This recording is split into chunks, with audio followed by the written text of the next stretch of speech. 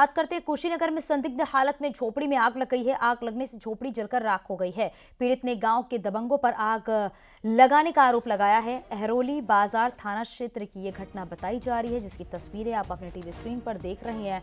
आग की लपटें लगातार उठ रही हैं। पीड़ित ने गाँव के दबंगों पर यह आरोप लगाया है और झोपड़ी में आग लगाने का यह आरोप लगा है। एक्सक्लूसिव तस्वीर आप देख रहे हैं न्यूज़ 18 उत्तर प्रदेश उत्तराखंड पर, जहां संदिग्ध हालात में झोपड़ी में आग लगी है और झोपड़ी पूरी तरीके से जलकर राख हो गया है। तस्वीरें भी आप देख सकते हैं।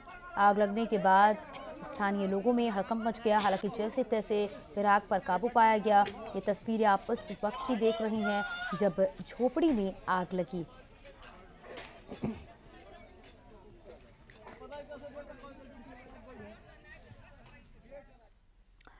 अलीगढ़ में राजा महेंद्र प्रताप सिंह स्टेट यूनिवर्सिटी निर्माण में देरी पर डीएम इंद्र विक्रम सिंह भड़क गए हैं। निरीक्षण के दौरान उन्होंने इंजीनियर्स और ठेकेदारों को खरी खोटी सुनाई है। निरीक्षण के दौरान डीएम को देखने को मिला कि निर्माण कार्य कुछ सुस्त चल रहा है, जिसके चलते समय से प्रोजेक्ट पूरा नहीं हो सका और इस पर डीएम इंद्र विक्रम सिंह वहां पर काम कर रहे इंजीनियर, ठेकेदार और प्रशासनिक कर्मचारियों पर भड़क उठे। डीएम ने यहां तक कह दिया कि तुम लोग जेल जाए बिना मानोगे नहीं। हर हालत में दिसंबर के आखिरी तक ये सब कंप्लीट होना चाहिए।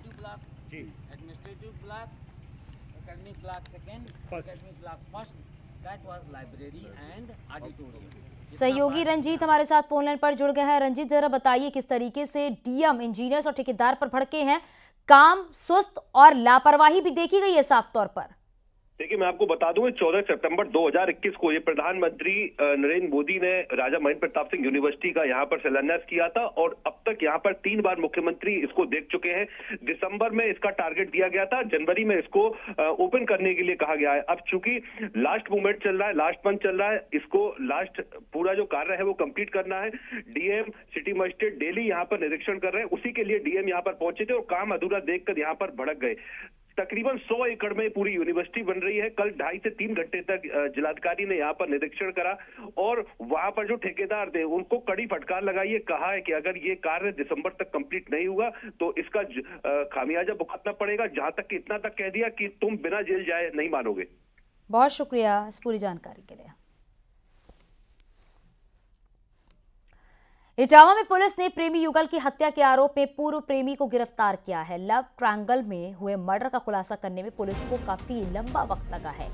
प्रेमी प्रेमिका की हत्या के बाद कथित तौर पर पीड़ित को हत्यारोपी साबित करने के लिए पुलिस को 556 दिन की कड़ी मशक्कत करनी पड़ी है। भरथना पुलिस ने सनसनीखेज हत्याकांड का खुलासा करके पूर्व प्रेमी को गिरफ्तार कर लिया है। 28 अप्रैल 2022 को भरथना इलाके में दोनों की गोली मारकर हत्या कर दी गई थी। दोनों की हत्या के 2 घंटे बाद पुलिस को सुमित नाम का एक शख्स गोली लगने से घायल मिला। उसने पुलिस को बताया कि जब वो नहर पटरी के किनारे से गुजर रहा था तभी अचानक बदमाशों की ओर से गोलीबारी शुरू हो गई, जिसमें एक महिला और एक पुरुष गोली लगने से उनको गोली लग गई थी, जिसकी वजह से उनकी मृत्यु हो गई और वो गंभीर रूप से घायल हो गए।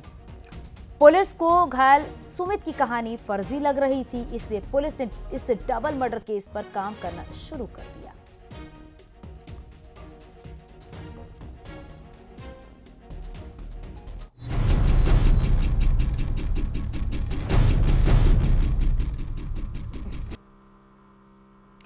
अयोध्या में बाबरी मस्जिद गिरने की आज 31वीं बरसी है। इसको लेकर यूपी में हाई अलर्ट है। बाबरी की बरसी को लेकर रामनगरी में सुरक्षा बेहद कड़ी है। अयोध्या में भारी पुलिस बल तैनात किए गए हैं। वहीं रामनगरी में प्रवेश द्वारों पर सुरक्षा बढ़ा दी गई है। 4 पहिया और 2 पहिया गाड़ियों की तलाशी हो रही है। आपको बताते चले 6 दिसंबर 1992 को अयोध्या में विवादित ढांचे का विध्वंस हुआ था। हिंदू समाज आज के दिन शौर्य दिवस मनाता है, वहीं मुस्लिम समाज यौम गम मनाता है।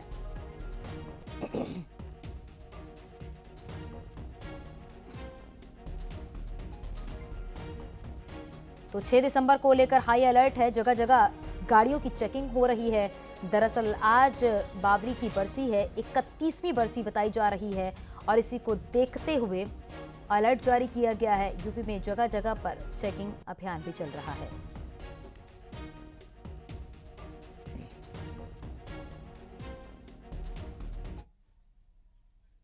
अयोध्या में विवादित ढांचा गिरने की बरसी पर मथुरा में पुलिस जो है वो अलर्ट पर है। पुलिस जगह जगह मुस्तैद दिख रही है। श्री कृष्ण जन्मस्थान और शाही ईदगाह के पास होटल, पार्किंग और सार्वजनिक स्थलों की सघन चेकिंग की जा रही है। डॉग स्क्वाड, एलआईयू और बम निरोधक दस्ते की टीम चेकिंग कर रही है। शाही ईदगाह की ओर जाने वाले लोगों के आधार कार्ड चेक किए जा रहे हैं। इस इलाके में एक company RAF, 2 company PAC, 1 company reserve PAC, 5 ASP सहित करीब 1500 पुलिसकर्मी तैनात है। आपको बताते चले, हिंदू संगठनों ने शाही ईदगाह पर धार्मिक कार्यक्रम करने का ऐलान किया हुआ है। हालांकि पुलिस ने इसकी इजाजत नहीं दी है। अलर्ट के चलते शहर में ट्रैफिक रूट में बदलाव किया गया है। श्री कृष्ण जन्मभूमि शाही ईदगाह की तरफ जाने वाले रोड पर गाड़ियों की आवाजाही पर रोक लगा दी गई। आपको बताते चले, हिंदूवादी संगठन 6 दिसंबर को शौर्य दिवस के रूप में मनाते हैं। इस संबंध में पूरे मथुरा शहर को 2 जोन और 7 सेक्टर में बांट के ड्यूटियां लगाई गई हैं। जोन के प्रभारी एडिशनल एसपी हैं और सेक्टर के प्रभारी डिप्टी एसपी लगाए गए हैं। पुलिस मुख्यालय द्वारा हम लोगों को 2 कंपनी पीएसी और 1 कंपनी पैरामिलिट्री फोर्स भी उपलब्ध कराई गई है, जिनकी भी ड्यूटियां पॉइंटवार लगवाई गई हैं। सिविल पुलिस के करीब 500 से ज़्यादा पुलिसकर्मी डिप्लॉय हैं, जो विभिन्न चौराहों पर, तिराहों पर पिकेट ड्यूटी, बैरियर्स पे ड्यूटी और इस कैंपस की तरफ आने वाले हर उस पॉइंट पे ड्यूटी लगी है जहां से कोई व्यक्ति आ रहा हो।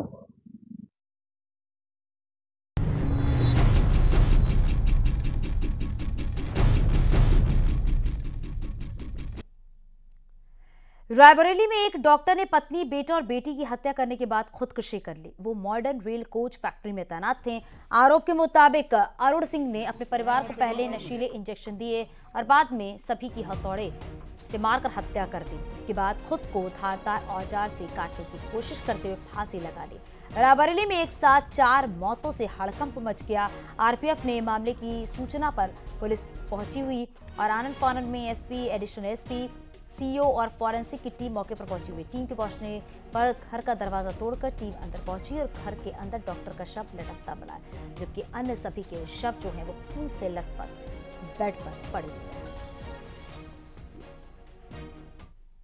देखिए, अभी तक जो सूचना प्राप्त हुई है और जिसको हम लोगों ने वेरीफाई किया है मौके पे आकर के, उससे लगता है कि ये डॉक्टर साहब जो है रेल कोच फैक्ट्री में काम करते हैं। 2017 के भर्ती के हैं, आई स्पेशलिस्ट हैं। इनके बारे में अभी तक जो पता चला है कि डिप्रेशन के मरीज थे और मौके पे जो साक्ष्य मिले हैं उससे भी ऐसा लगता है कि इनके द्वारा कई तरह के इंजेक्शंस का प्रयोग किया गया है बिफोर हिज डेथ। तो उन्होंने ऐसा प्रथम दृष्टया लग रहा है कि बच्चों को कुछ नशे वशे की दवा खिला करके पहले बेहोश किया है, फिर उनके सर पे अटैक करके उनको मारा है। कानपुर में सराफा कारोबारियों का 10 करोड़ का सोना लेकर फरार हुए व्यापारी और उसके 2 साथियों का सीसीटीवी फुटेज सामने आया है। स्कूटी में सोना लेकर जाते साथी कारीगर सीसीटीवी में रिकॉर्ड हो गया है। बताया जा रहा है कि व्यापारी लगभग 10 करोड़ का सोना लेकर फरार हुआ। बजरिया थाना क्षेत्र की पूरी वारदात बताई जा रही है, जिसकी तस्वीरें भी आप अपने टीवी स्क्रीन पर देख रहे हैं। ये तस्वीर कानपुर से सामने है, जहां पर स्कूटी में सोना लेकर दोनों जाते हुए नजर आ रहे हैं। 10 करोड़ का सोना चोरी हुआ था और अब तस्वीरें भी सामने आ गई हैं किस तरीके से ये कारीगर फरार हो गया है। आपको बताते चलिए, व्यापारी लगभग 10 करोड़ का सोना लेकर जो है वो फरार हो गया है और तस्वीरें भी आप देख सकते हैं। जब ये दोनों फरार हो रहे थे उस वक्त की तस्वीर सामने आई है।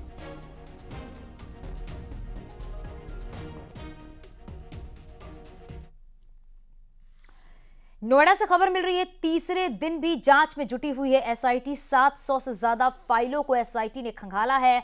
मुआवजा वितरण में कथित घोटाले का ये पूरा मामला है। आज फिर नोएडा अथॉरिटी एसआईटी पहुंचेगी। जमीन अधिग्रहण, आपसी समझौता और न्यायालय आदेशों पर कितना मुआवजा दिया गया है, इसका मिलान भी अथॉरिटी की वार्षिक बैलेंस शीट से किया गया है। तत्कालीन सीईओ, भूलेख विभाग, वित्त नियोजन विभाग के अधिकारियों के हस्ताक्षर का मिलान भी किया गया। तो देखिए, मुआवजा वितरण में कथित घोटाले का यह मामला है और आज फिर नोएडा अथॉरिटी एसआईटी पहुंचेगी और इस पूरे मामले की जांच की जा रही है। तीसरे दिन भी एसआईटी जांच में जुटी हुई है। 700 से ज्यादा फाइलों को एसआईटी खंगाल रही है। तो देखिए किस तरीके से पूरा मामला सामने आया है घोटाले का, और बताया जा रहा है कि मुआवजा वितरण में कथित घोटाला जो सामने आया है उसी में एसआईटी लगातार जांच कर रही है, और आज तीसरे दिन भी एसआईटी जांच कर रही है। और साथ ही बताया जा रहा है कि तत्कालीन सीईओ भूलेख विभाग, वित्त नियोजन विभाग के अधिकारियों के हस्ताक्षर का मिलान भी इस दौरान किया गया है। साथ ही अथॉरिटी की वार्षिक बैलेंस शीट से भी देखा जा रहा है, उसे मिलाया जा रहा है। तो नोएडा अथॉरिटी एसआईटी पहुंचेगी और जमीन अधिग्रहण, आपसी समझौता और न्यायालय के आदेशों पर कितना मुआवजा दिया गया है, इन सभी का जो खाका है वो तैयार किया जा रहा है। क्योंकि आप सोचिए जरा, 700 से ज्यादा फाइलें हैं जिसको एसआईटी खंगाल रही है, जिसकी जांच की जा रही है, और जो ये पूरा मामला है वो मुआवजा वितरण में कथित घोटाले का ये पूरा मामला है।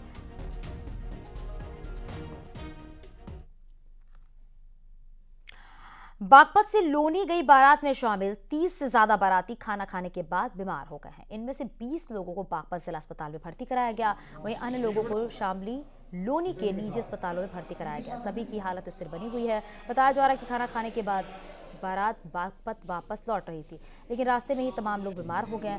हाशिम नाम के लड़के की बारात लोनी के खन्ना नगर गई थी।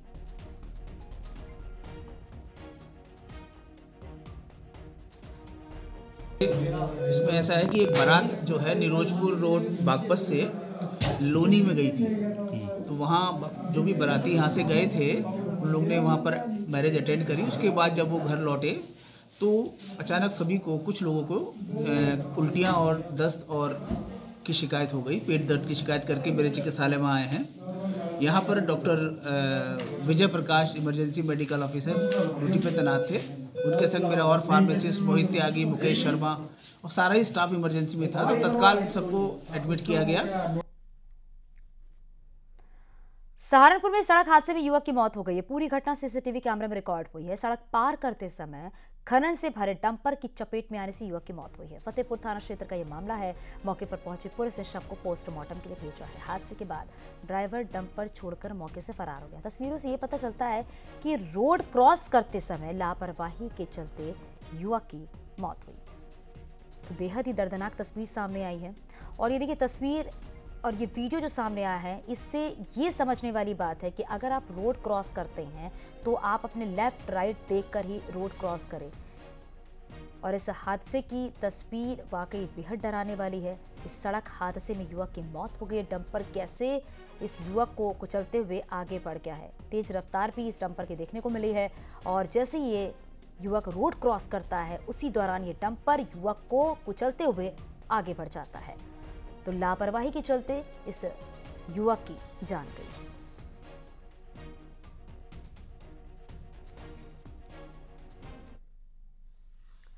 हाथरस गेट कोतवाली क्षेत्र में बदमाश एक बंद मकान में घुसकर लाखों रुपए के जेवरात और नकदी चोरी करके ले गए हैं। बदमाशों ने उस समय इस वारदात को अंजाम दिया जब परिवार के लोग शादी समारोह में शामिल होने के लिए बाहर गए हुए थे।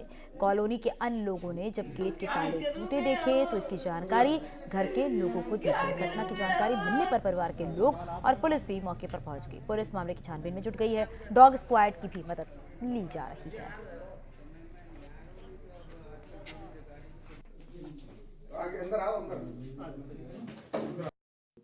घर का घरेलू सामान, ज्वेलरी और कैश की चोरी कर ली गई है। वादिया की तहरीर में सुसंगत धाराओं में अभियोग पंजीकृत किया गया। घटना के अनावरण के लिए स्वाट टीम, थाना हाथरस गेट की टीम और सर्विलांस टीम को लगाया गया है, और घटना से संबंधित समस्त पहलुओं की गहनता से छानबीन की जा रही है। सीसीटीवी फुटेज का अवलोकन किया जा रहा है। पुलिस द्वारा प्रकरण में अग्रेतर विधिपूर्ण कार्रवाई की जा रही है। जालौन में शादी समारोह में गेस्ट हाउसों में घुसकर चोरी करने वाले गिरोह के 2 सदस्यों की पुलिस से मुठभेड़ हुई है। इस मुठभेड़ में 2 शातिर चोर पकड़े गए हैं और शादी समारोह में घुसकर जेवर और नकदी गायब करने का आरोपी है। दोनों आरोपी मध्य प्रदेश के राजगढ़ के रहने वाले हैं। साथ ही कई प्रदेशों में रहकर चोरी की वारदात को अंजाम भी दे चुके हैं।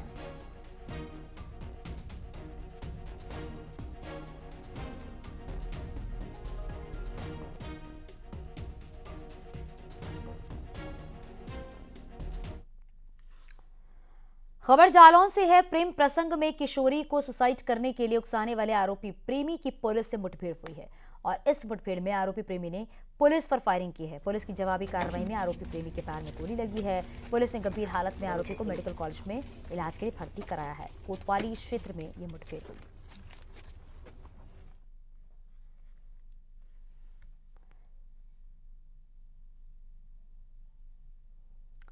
मिर्जापुर में पुलिस ने 25,000 के इनामी बदमाश को गिरफ्तार किया है। पुलिस के रोकने पर बाइक से भाग रहे बदमाश ने फायरिंग की है। पुलिस की जवाबी कार्रवाई में बदमाश के पैर में गोली लगी है। विंध्याचल थाना क्षेत्र के कामापुर पहाड़ी की घटना बताई जा रही है, जिसकी तस्वीरें भी आप अपनी टीवी स्क्रीन पर देख रहे हैं। बुलंदशहर में पहासू पुलिस और स्वाट की बाइक सवार बदमाश से मुठभेड़ हुई है। मुठभेड़ के दौरान पुलिस की गोली लगने से शातिर बदमाश नदीम घायल हो गया है। घायल नदीम को जिला अस्पताल में भर्ती कराया गया। उसके पास से तमंचा और जिंदा कारतूस खोखा बरामद कर लिया गया है। पुलिस के मुताबिक नदीम के ऊपर आधा दर्जन से अधिक आपराधिक मामले दर्ज हैं।